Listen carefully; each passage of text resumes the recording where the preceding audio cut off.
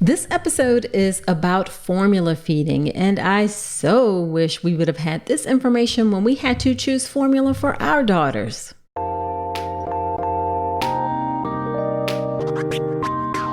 Welcome to the All About Pregnancy and Birth podcast. If you're having a baby in the hospital, you are giving birth in a system that too often takes away power from women over what happens in their own bodies. I'm Dr. Nicole Calloway Rankins, a practicing board-certified OBGYN who's had the privilege of helping well over 1,000 babies into this world. I've been a doctor for over 20 years, and I'm here to help you take back your power, advocate for yourself, and have the beautiful pregnancy and birth that you deserve. This podcast is for educational purposes only, and it's not a substitute for medical advice. Check out the full disclaimer at drnicolerankins.com/disclaimer. Now let's get to it. Hey, quick note before the episode. If you've been listening and thinking, okay, but how do I actually get ready for birth? I've got something coming for you. It's the Birth with Power Pathway, and it's my new updated online birth course launching this May. I'll walk you through a step-by-step plan to get you calm, confident, and empowered. Get on my email list at drnicolerankins.com/email so you don't miss it. Hello there. Welcome to another episode of the podcast. This is episode number 256. Whether this is your first time listening or you have been here before, I am so glad you're spending some time with me today. Super excited to have on the podcast today Mallory Whitmore. Mallory is a mom of two, educator, advocate, and certified infant feeding tech. She leads education at Bobbie, the only mom-founded and mom-run U.S. formula brand, and she's the face behind the Formula Mom, an online platform that helps new parents make informed, confident, and supported infant feeding decisions without guilt or shame. She has built quite the platform there indeed, with a following of over 200,000 on Instagram. Now, to be clear, Mallory is not at all against breastfeeding, quite the opposite, as a matter of fact. She's really about making sure people have the information they need to make the best decisions for themselves, their families, and their babies. And let me tell y'all what, Mallory knows her stuff about formula, okay? So we have an incredibly informative conversation about how formula compares to breast milk in terms of what formula includes and doesn't include.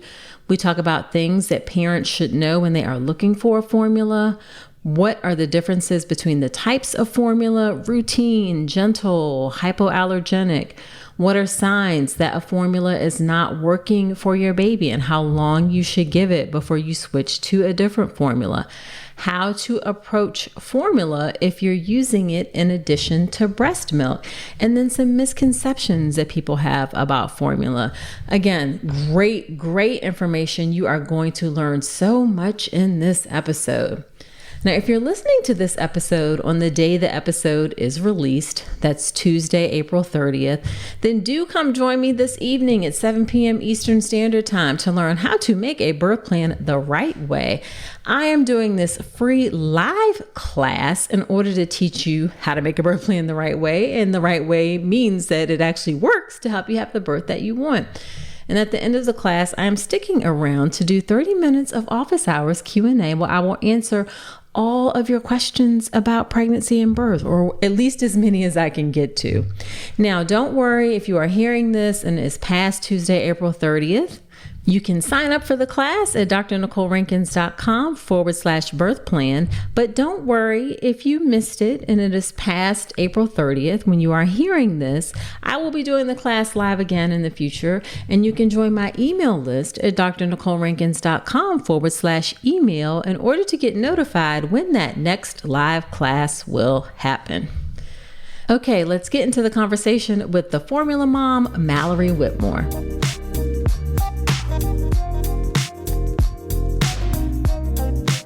Thank Thank you so much, Mallory, for agreeing to come onto the podcast. I am super excited to have you on to talk about this topic. As I said before we started, I've followed you for a long time and admired your work. Thank you so much for having me. I'm so excited for the opportunity to talk to your fans and followers about formula. Yeah. So why don't you start off by telling us a bit about yourself and your work and your family, if you'd like. Absolutely. So I'm Mallory Whitmore, known on the internet as the Formula Mom. I started the Formula Mom platform when my youngest was a baby.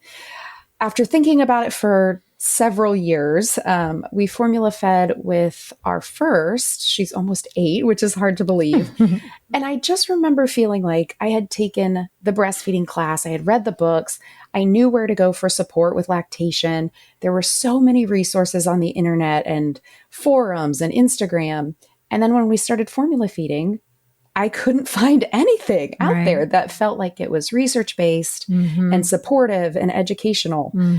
And so for a few years, I just sat on it. And then when my son was born, I was like, I bet there's something out there. Maybe I just didn't look hard enough. And there still wasn't. Okay. And I was like, I know I am not the only person that has these questions or feels guilty or bad or doesn't know what formula to pick. And so I spent a long time doing my research and launched the Formula Mom platform. Okay. All right. And then if you don't mind sharing, that did you know from the beginning that you wanted to do formula, or you said you looked at breastfeeding resources? Were you from what was your thought process around that? Yeah, it was different with our 2 kids. So with my first, I thought that we would breastfeed. And looking back, I don't know that I necessarily wanted to breastfeed. It felt like that's what I should do. Sure. That's what everyone suggested. Sure. That's, quote unquote, what good moms do. That's sometimes the narrative that we hear.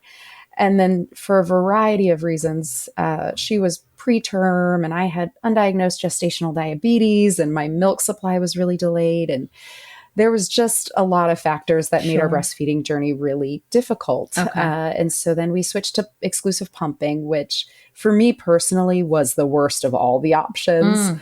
Even the sound of a pump today, my cortisol goes through the roof. I'm like, I can't listen to it. And then when she was about 6 weeks, it just was not working. She was not gaining weight well. Okay. I started developing postpartum depression. And finally we were like, this is not working. So we switched to formula. Okay. And then with our son, we decided to formula feed from day one, which was absolutely the best decision that we could have made for us and for him. And I've never regretted it. Gotcha. Now, I think before we get into formula, because this topic can be so contentious, just share your thoughts on breastfeeding, because I think we should clear up that you're not anti-breastfeeding. Oh my gosh, no. Yes. So what are your thoughts on breastfeeding? Yes, what I am pro is that everyone should be able to feed their baby the way they want to with as much support and education as possible. I hate so much that it does get contentious and sometimes it feels like there are sides that you have to take. Yep. I think breast milk is truly one of the coolest things that our bodies do. It's amazing. I also believe that it's really the gold standard for infant nutrition. Okay. And sometimes it's hard for people to sort of piece apart the nuance that I can believe that, and I can still believe that breast milk wasn't the right choice for me. Breast milk still might not be the right choice for families, even if it is ideal nutrition. Yep. And that's why I'm glad we have formula for those folks. Okay. Good. Thank you for clearing that up. So let's start off with the differences between formula and breast milk. How do they compare in terms of what they include and what they don't include? Yeah, absolutely. So nutrition-wise, thinking through macronutrients, protein, carbs, and fat, and micronutrients, vitamins, and minerals, formula is built to mirror breast milk as closely as possible. So you're going to get generally the same calories, the same amount of fat, the same amount of protein, the same proportion, like 50% of those calories will come from fat, things like that you'll find in breast milk. So from a nutrition standpoint, you're getting those same macronutrients and micronutrients. Okay. The big difference comes in what are called bioactive components. So breast milk includes things like stem cells and growth factors and prebiotics and probiotics. All of those things you're generally not going to find in a formula. And then there are other certain things like the type of protein is different in breast milk. The ratio or profile of fatty acids is slightly different. Okay. So on a macro level, you're getting the same nutrition. On a micro level, those individual components, some of them exist in formula. Some of them are are solely found in breast milk at this point. Okay. Okay. All right. All right. So when a parent is deciding to look for formula, what are some things that you would like them to know? Oh my gosh, it's so overwhelming. Yes. I mean, It's so it's like, overwhelming because it's like, it's just a lot. it is. And you go in the aisle and it's the marketing, right? It's like best for brain development and supports immunity. And you're like, of course I want all of that. Yes. And so the first thing I tell parents is to ignore the marketing. Okay. Ignore the marketing, because at the end of the day, the FDA requires that all formulas provide the same general nutrition in terms of nutrient levels. In that sense, all formulas are the same.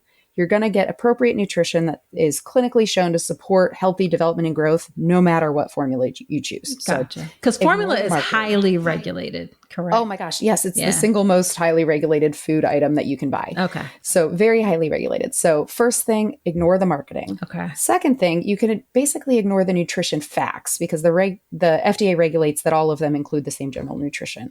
Where parents really want to pay attention is the ingredients that are used to source that nutrition. So just like as adults, we can get protein from tofu, or we can get protein from nuts, we can get protein from chicken. The same is true for infant formula. There are different sources that are used to pull those various nutrients. Okay. So in some cases, you might have cow milk protein. In some, you might have goat milk protein. You might have soy protein, even pea protein. Right. The same goes for the carb sources, lactose or corn syrup solids or maltodextrin. So that's really where the difference occurs between different formulas, is what ingredients are used. Okay. So for a parent that's looking for a closest to breast milk formula, which is generally the number one thing that parents say they want. Right. Ideally, you're looking for a formula that uses lactose as the carbohydrate source. It should be the first or second ingredient. Some sort of milk protein, either cow or goat milk. Ideally, you want something that has added whey protein. It's typically listed as whey protein concentrate on the ingredient list. That brings the protein ratio more similar to breast milk, which tends to have like 60% whey protein, 40% casein in a mature breast milk. And then you can look for things like DHA or prebiotics, things that are extra from the sense of the FDA, but can be beneficial. We know they're in breast milk, so it's nice to have them in formula as well. Okay. Man, I wish I would have known this information. I didn't know any of this. I was just like, I mean, my children are older now. They're 14 and 16, but we had to supplement. I didn't know any of this. This is great information. No one does. And that's what's crazy, is that it's not hard. It's just, how do you get this information out to people to help cut through some of the noise? Gotcha. And I will also say that it's obvious that you approach this from it seems like scientific and like evidence-based, and you're serious about what you're talking about. This isn't just like you're reading an article here, article there. You're staying up to date on these things. Oh my gosh, absolutely. And especially in the last couple of years, we've had the formula shortage, and there was a big recall for one of the primary brands. There has started to become a lot more interest in it. And it has been exciting to be able to be a resource for people and to have that knowledge to share. Yeah. And I say that to say, I've been on a little bit of a kick lately. Everybody with a camera is getting on social media. It's true. And the sources aren't always reliable or based on anything. And I just want folks to know that you should get information from sources, from people who are serious about it, presenting unbiased information, not trying to sway you one way or another, just giving you the best information to make choices for yourself. Yeah, absolutely. I sign off on that 100% because there's some wild stuff on the internet. Yes, absolutely. Yes. All right. So if you're looking for a formula, what are the different types? There's routine, there's gentle, there's hypoallergenic, there's this, there's that. So what are the different types? How do you choose it? Yeah, absolutely. So the great majority of healthy term infants can use what's called a routine formula. So these are formulas that have intact milk proteins. They're typically labeled as like dairy or premium. These are not gentle or sensitive formulas, just general milk-based for term infants that don't have any specific digestive concerns. We always recommend folks start there because the likelihood that their baby will tolerate it is high. They tend to be the cheapest and they tend to be most available. Okay. If a baby does not do well on a routine formula, then we suggest going to a gentle formula. And these are formulas that have partially hydrolyzed or broken down proteins. So the protein peptide has been split, broken into smaller pieces so that it's easier to digest. Some of these formulas also will reduce the lactose content and include another carb source like sucrose or maltodextrin corn syrup, something that's also a little bit easier to digest. If that doesn't work, then typically babies get moved to a hypoallergenic formula, which is great for babies that have diagnosed cow milk protein allergy, milk soy protein intolerance, sometimes babies that have malabsorption or conditions that affect absorption. And then beyond that, we have amino acid formulas. These are sometimes called elemental formulas, and these have no intact proteins at all. It's just single amino acids. And those tend to be for babies that have more significant medical or digestive needs. So always start with routine, and then it kind of becomes a ladder of, further and further broken down, further and further easy to digest based on baby's tolerance level. Okay. Got it. And you may also there are some formulas made specifically for preterm babies. There are, yes. So a lot of folks don't know, particularly for very low birth weight babies, very preterm babies, that human breast milk is not nutritionally sufficient. It's intended for full-term babies. And a lot of what happens in the third trimester builds up, for example, iron stores in infants. And for babies that are born preterm who don't have that opportunity to develop those iron stores, they need more iron in a formula than breast milk can provide. And so preterm formulas tend to have increased calories, increased fat from a more absorbable source like MTC oil versus coconut oil, vegetable oils, as well as increased mineral content. Okay. Yeah. Our first daughter was a preemie. She was 8 weeks premature, and we had to supplement with a special formula until she got to be a certain size. Yes. And the other thing a lot of parents don't know, there are very few options for preemie formulas. There's basically Similac has one, Enfamil has one. In some cases, parents can talk to their doctor, the clinicians at the hospital, and ask whether it's possible to fortify another formula or fortify their own breast milk to increase the calorie count and the mineral count per ounce. And that basically just means changing the ratio of powder to water. And they can instruct you on what that looks like. But that's a possibility too if the premature formulas aren't a good fit. Let's talk about something most pregnant women aren't getting enough of: omega-3 DHA. The recommendation is over 200 milligrams a day, but less than 5% of pregnant women in the U.S. meet that. That's one of the reasons I love Ritual's Essential Prenatal. It has 350 milligrams of vegan DHA plus other key nutrients like methylated folate and choline to support baby's neural tube development. As an OBGYN, I appreciate that Ritual goes beyond the basics. The formula is science-backed, third-party tested for heavy metals and microbes, and every ingredient is traceable. And the delayed release design, it's gentle on the stomach, something that really matters, especially if there's trouble with nausea during pregnancy. You deserve to know exactly what you're putting into your body, especially when it comes to prenatal multivitamins. And with Ritual's dedication to traceable science and sourcing, you always will. See for yourself with 25% off your first month at ritual.com/Dr. Nicole. Start Ritual or add Essential Prenatal to your subscription today. That's ritual.com/Dr. Nicole for 25% off your first month. So you get a formula, you start with one. How do you know if that formula is working well for your baby? It's so tricky. Yes. It can be really tricky because we know all babies have immature digestive systems. All babies will be gassy sometimes and refluxy sometimes and struggle to poop. And so it can be really tricky to know, is this just a symptom of my baby being a new baby, or is this a symptom of them not tolerating the formula well? So I always encourage parents, try all of your non-formula switching things first. So, try your gas drops, ask about a probiotic supplement, do your bicycle legs, make sure you're keeping baby upright after feeding, all of those things first. Because often what happens is parents will say, it's probably the formula, I'll switch the formula. And then it doesn't get better because it actually wasn't a formula issue. It was something else. Gotcha. So always encourage them to try those things first. If you've been on a formula for 10 to 14 days and your baby's not getting better with all of these other non-nutritive strategies, then talk to your pediatrician about potentially switching. And then if there's obvious signs of allergy, if your baby's developed eczema, hives, projectile vomiting, blood in the stool, absolutely switch sooner than that. Okay. But give it some good time, try some other things first, and then just listen to your gut. If your gut's saying like, I think my baby is not doing well, then go ahead and switch. Okay. Got it. Does the type of bottle impact that at all? It absolutely can. I always recommend vented bottles. They're typically called anti-gas or anti-colic bottles. They tend to help. The nipple shape can impact too. If you have a nipple that has a narrow base or doesn't have much of a slope to it, your baby can have a really shallow latch and then they take in too much air. The position of your baby can impact it too. If your baby is laying too flat and gets overwhelmed with the flow of the nipple, they can be gulping and taking in more air that way.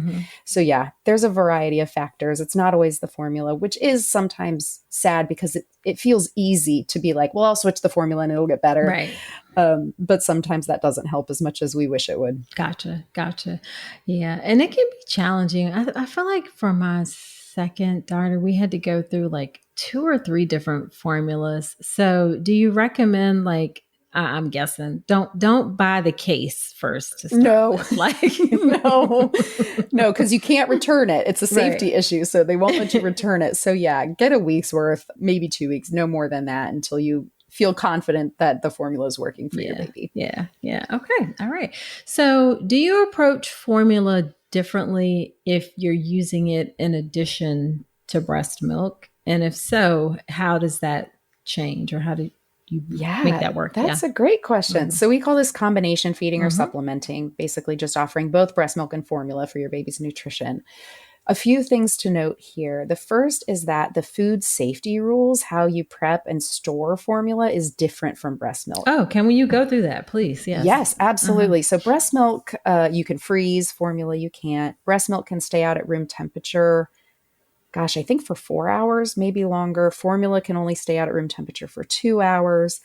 After your baby has started drinking a bottle of formula, you need to use it within 1 hour. For breast milk, it's 2 hours. Generally, breast milk, because it has some of those immune factors, you can keep it out longer. It's less at risk for bacterial growth than formula is. So I always tell parents, number one, pay attention to the 2 different sets of rules.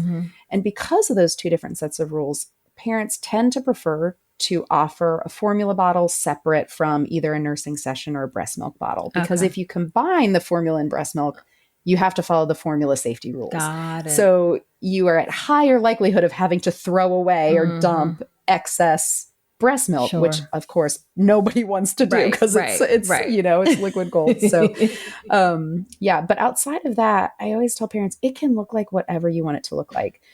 You can do, formula bottles at night and nurse during the day. You can send formula to daycare and nurse at night. You can alternate expressed milk and formula. You can offer 1 breast milk bottle a day. If you have a stash in your freezer and you've dried up and you just want to keep, offering a little bit throughout the year. There's no real right or wrong way to do it, as long as you're still expressing enough to maintain a supply if you want to continue to use both. So just pay attention to those food safety rules and then do whatever feels right for you. Okay. I like it. And I just thought of another question. Do formulas come in different preparations, or are they all powder, or something what are the preparations for formula? Yeah. So there's 3 formats. There's powder, which is what folks are most familiar with. It tends to be most available, least expensive.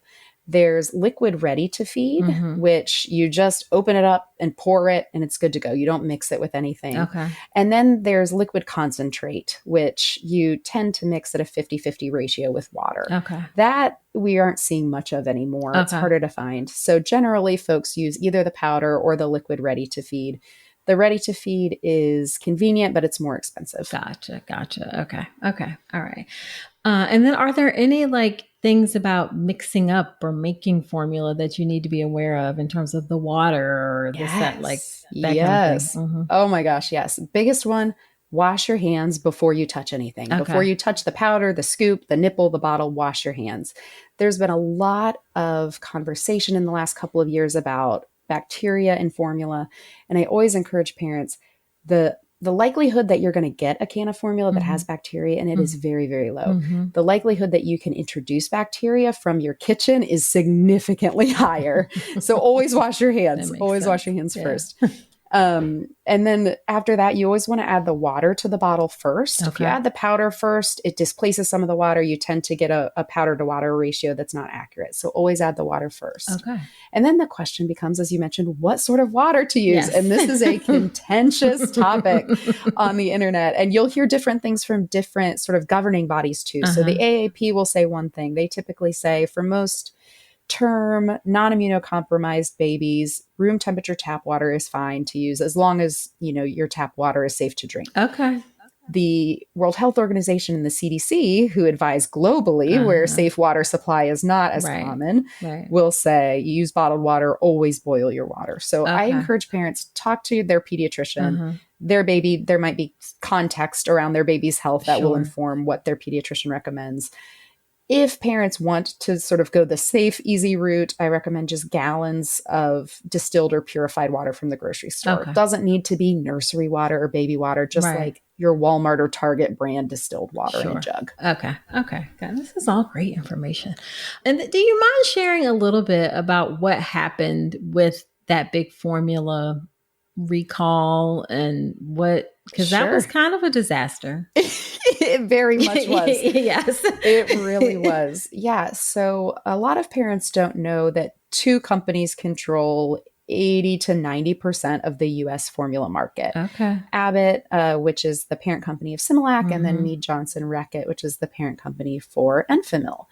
The challenge with this is that if there's an issue with one of the manufacturing facilities for one of these two companies, it takes out a huge portion of the market. And that's why we saw empty shelves. The other players that make up maybe 3% of the market or 1% of the market cannot compensate for 40% of the market going offline. And it was a tough situation because on the one hand, it left parents in a really, really rough state trying to find formula. On the other hand, it was evidence that the safety protocols that exist work in terms of identifying a problem, shutting down the facility, making sure it was sanitized, making sure, you know, the FDA put a plan in place that the facility and the manufacturer had to follow in order to reopen. So it means that the systems are working, but it did dramatically highlight the need for more resiliency in the formula market. We can't have a duopoly essentially when it's for a product this crucial. You know, this is not like deli ham. This is how, you know, babies are fed largely. And so, I think there's still a lot of folks in this world that are reeling and trying to figure out how do we make sure that never happens again. Gotcha. Okay. And I don't know why all these questions are popping into my head. No, go for it. Do you ever see people like things, you know, thinking about things on the internet, trying to do like homemade formulas? Yes. Oh my gosh, it terrifies me so much. And yes, we saw it more so during the shortage, but we also tend to see it in, I call them, you know, more crunchy circles, folks that tend to be more skeptical of anything, medicine, all of that. And there are a lot of risks with homemade formula. The first is bacterial contamination. A lot of these homemade recipes will use raw milk. So milk that hasn't been pasteurized, homogenized, and that in and of itself, I'm like, why? Where do you even get that? I don't know. I don't know. Right. And of course, babies have really new immune systems. And so of anybody that would be at higher risk for, you know, a raw milk product having a bad outcome, it would be a baby or anybody else immunocompromised. So you have that risk. And then the other risk is that we know that babies have really, really specific nutrient needs. We know that breast milk is incredibly complex. We know that the formula industry has been trying for decades to come close to breast milk. And these are our nation's top scientists. It's really difficult for your average person in their home kitchen to get it right. And the risks of getting it wrong, of not having enough fat, of not having enough vitamin D, your child can end up malnourished with rickets, with, stunted cognitive development. The risks are too high to get it wrong. So I always encourage folks, please, please, please, I can help you. There are people that can help you find a formula that you can feel good about. The ingredients and the processing and the quality. Please do not make your own formula. It's just not worth the risk. Okay, great. Thank you. I'm glad we touched on that because that's important. So what are any 2 or 3 misconceptions that you like to clear up about formula? Oh, I could spend the whole hour talking about this. There are so many. So I think one of them, there's a lot of fear mongering, right, about formula. And the biggest thing I like to talk to parents about is the difference between relative risk and absolute risk. So when you're pregnant and you have a new baby, you'll hear things like, oh, if you use formula, your baby is 50% more likely to get ear infections. And that sounds terrible, right? You're like, I would never want to do that to my baby. Right. But that's the relative risk. The absolute risk is that your risk of your baby getting an ear infection during the first year goes from 2% to 4%. So yes, it has doubled, right? Your risk has doubled, but your absolute risk is still incredibly low. There's a 96% chance your baby's not going to get an ear infection no matter how they're fed. And so I think that's a big misconception that, you are, sort of leaving your baby at risk, at incredible risk for, eczema or gastrointestinal stuff, or even sometimes you'll see wild claims about like leukemia or ADHD or autism or obesity. Just wild stuff. And I always encourage parents to really look at what your absolute risk is, because it's generally teeny tiny. And also a lot of that research, it's really hard to do good quality research on this topic because it's unethical to compel a control group, you have to breastfeed, and an intervention group, you have to formula feed. So all of the research around this tends to come from folks who opt in one way or another. And we know that people opt in for different reasons. Generally, folks who breastfeed have higher incomes. They have jobs that let them take a maternity leave so they can establish a milk supply. They tend to have higher education levels. There's a variety of factors, and it's really hard to discount how those factors then play into their child's outcomes. And then can we actually attribute it to the breast milk and not those other factors? So that's a big misconception. I think another misconception is that these are like highly processed industrial products. Okay. Talk on that. Yes. You look at the back of the can and it has the scientific name for a lot of these nutrients, right? Like, it won't say vitamin D. It will say the scientific name of vitamin D. And a lot of folks grow up with the belief that you shouldn't eat things that you can't pronounce. Right? Like we hear that occasionally. And so you look at the back of the formula can and it looks like a bunch of chemicals when in reality, it's the vitamins and minerals your baby needs. There's also, especially in recent years, there's been a lot of chatter around seed oils. I don't know if you've seen this in your work, but lots of folks that are like, inflammatory, industrial, toxic seed oils. And there are always plant-based oils in formula to provide calories and specific fatty acids. So that's a myth I find myself debunking a lot, that babies shouldn't have plant-based oils because they're inflammatory. And there's really no real research to show that. And there's a ton of research to show why they're important for your baby's brain to grow. Gotcha. Okay. All right. And then what are suggestions for dealing with that guilt surrounding the feeding journey and if it doesn't go as you anticipated? It can be really hard. And I always encourage parents that it's okay to acknowledge the grief there. It's okay to acknowledge that you might feel sad or disappointed or frustrated because it's a loss, right? You had the expectation, it didn't work out. There's a loss there. And so it's okay to grieve it. We don't want to live in that place for the entire first year. It's, it's not helpful, but it's okay. It's okay to feel that way. what helped me was really digging into, what does the research say? What am I really feeding my baby? What do the outcomes look like? You mentioned I am a science-based person. That's how my brain operates. That's really helpful. The other thing that was really helpful for me was being vocal about my decision to use formula, and not just obviously on my platform, but in my personal life. It's wild. I mean, the CDC says that by 6 months, 75% of US families have introduced formula. So the great majority of parents that are using formula, but no one tends to talk about it because everybody feels ashamed about it. And then it perpetuates this idea that it's something shameful. Right. And so when I started talking about it, even among people in my real life, 8 years ago almost, it was like, oh, you use formula? I use formula too. Right. I use formula too. Okay. And then you start to realize that these people that you love and respect who also want to do the best thing for their baby are also using formula. And that takes some of the pressure off.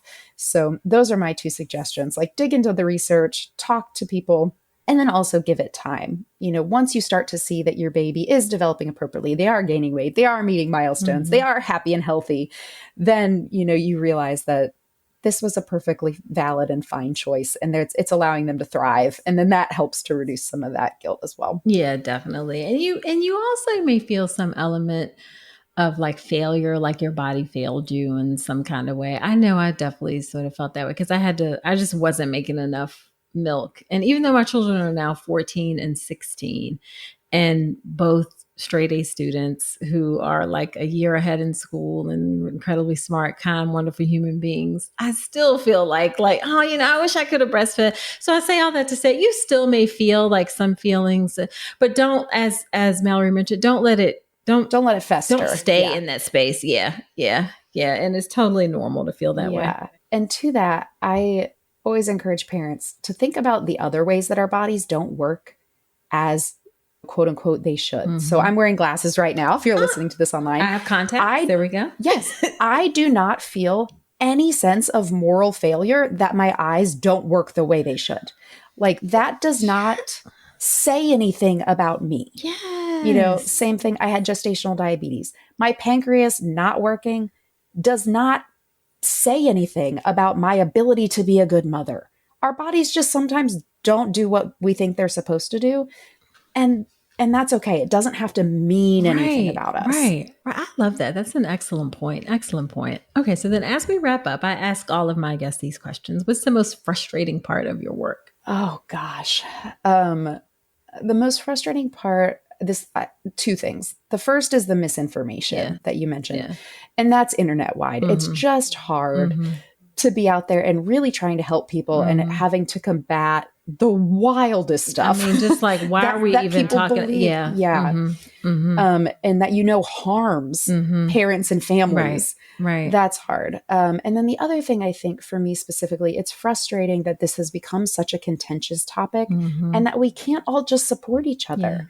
Like, why can't I formula feed and that be right for me, and you breastfeed and that be right for you? Right. Why does the fact that you want to breastfeed have to impact me? Why does the fact that I'm formula feeding have to impact you? Can't we all just live and be supported? Exactly.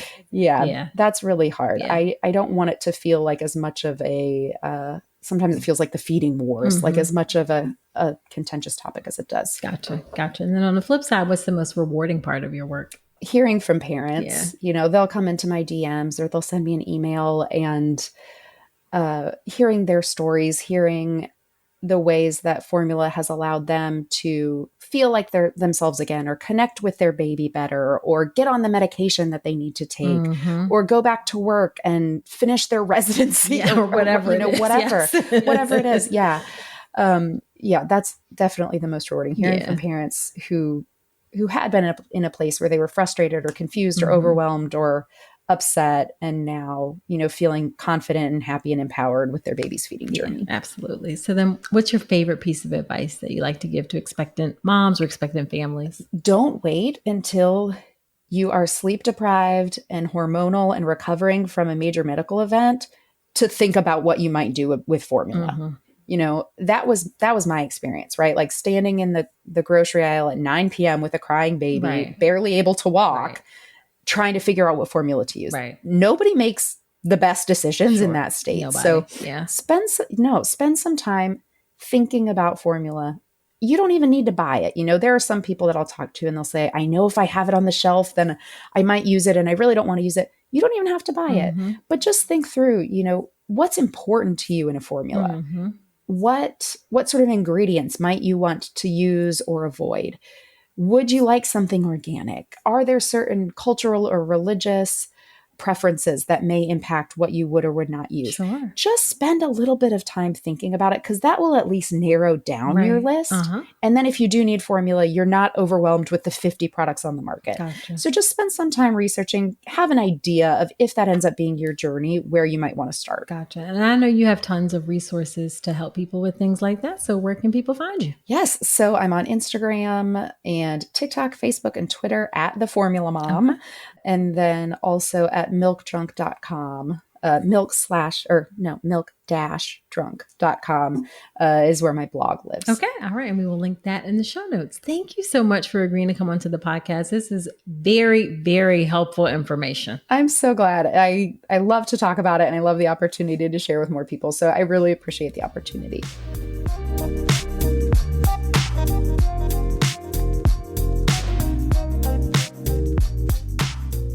Wasn't that a great episode? Again, Mallory just really knows her stuff about infant feeding, and I'm so glad that she was able to share that information with us today. Now, after every episode, when I have a guest on, I do something called Dr. Nicole's Notes, where I talk about my top takeaways from the conversation. Here are my top takeaways from my conversation with Mallory. Number one, I loved how she said ignore marketing. I think this is a really important point to make, in the sense of making sure that you're paying attention to the things that really matter. A lot of marketing can be to try to get you roped into something, or flashy things, trendy things, or little snippets that actually don't mean anything. An example of this is, in my area, there are a few hospital options where you can give birth. And one of the hospitals will tout a lot that they have brand new rooms and that they have tubs in every room. And yes, some of those things are important, but what's really important is how you are treated during your birth and the type of care you receive during your birth. And a brand new fancy room isn't going to make up for being treated poorly during your birth experience. So just pay attention to the messages that people send and the marketing things that people do, and don't get distracted or taken in by shiny objects. Make sure you're actually looking for the information that matters most to what you need, to what you want. Second thing is, please, I've said this before, please get information from reliable sources. On social media, anyone with a camera can pop up and say things, and people say things in ways that make it sound like they really know what they're talking about, when they may not necessarily know what they're talking about, or the information that they're saying is not based on anything other than opinion. And not that opinion is wrong, but you should know what people are basing their recommendations and the things that they're saying on. So you should get information from reliable sources where you know people's credentials, you know people's background, you know what they are bringing to the table with the information that they share. In this case, Mallory is very knowledgeable about the things that she shares, and that's the type of person who you want giving you information. So be sure you get your information from reliable sources. Next up is, I really appreciate how she talked about the difference between relative risk, absolute risk, how data can sometimes be manipulated. You can have a 3 to 4 times risk of something, and the risk for something can be 1 in 100,000. And then if it's 4 in 100,000, that's going to be 4 times the risk. But the absolute risk of 4 in 100,000 is very, very low. I use that as an example. Sometimes data and statistics can be manipulated in order to support the message that people want to get forth. And I don't think that people do this maliciously or anything like that. Sometimes people have a stance or an opinion on something, and the data can sometimes be interpreted to support that. So just be careful when you're looking at statistics that say something is 3 times as likely, twice as likely, 5 times as likely. look at the absolute numbers and see what the actual risk is. And that way you have a more complete picture of exactly what's going on. And then the final thing I'll say is that I absolutely love the comment that she made that we do not think it's a moral failure when other parts of our body don't function as we'd like. Do not think that way about your breast. That is so huge to me. We definitely, if your elbow is creaky or your knee acts up a little bit, we don't think of it as a moral failure. So please, please don't think about your body being a failure or some sort of moral failure because you weren't able to breastfeed like you want. A similar way as if you weren't able to have a vaginal birth. Same thing. It is not a moral failure about you or who you are or anything like that. It just means you had some difficulties and challenges in breastfeeding. I certainly had to take that message in for myself. All right, so there you have it. Please share this podcast with a friend. Also subscribe to the podcast wherever you're listening to me right now and leave me a review in Apple Podcast. I do shout outs from those reviews from time to time, and I read those reviews and love to hear what you think about the show. Do come join me for my class, Make a Birth Plan the Right Way. That's happening tonight, Tuesday, April 30th at 7 p.m. Eastern Standard Time. You can sign up at drnicolerankins.com/birth plan. If it is not April 30th when you're listening to this, head over to my email list, drnicolerankins.com/email to be notified when the next live class will happen.